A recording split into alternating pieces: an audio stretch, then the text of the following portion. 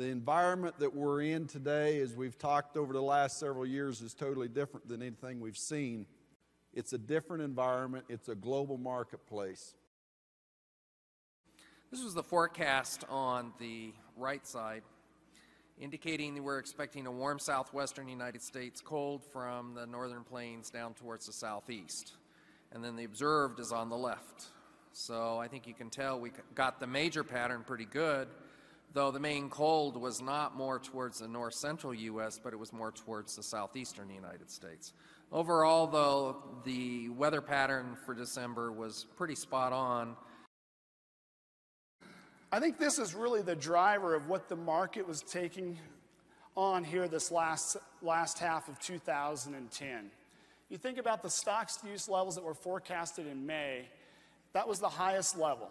Nearly 14% is what the USDA projection was. And now we're sitting here just a little over 5%.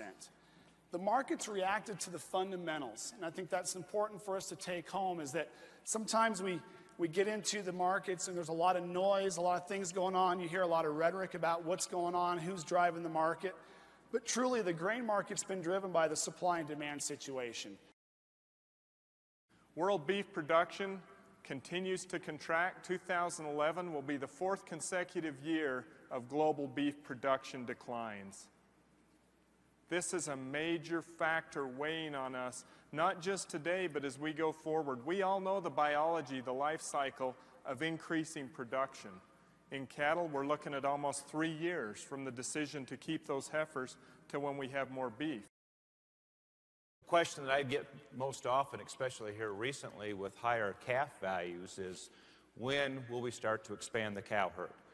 And so let's just address that here right up front, maybe not exactly when, but what are the ramifications when we do stop liquidation and start keeping a few more heifers back for breeding purposes? It has a tremendous impact on supply over the next 2 to 3 years when that occurs.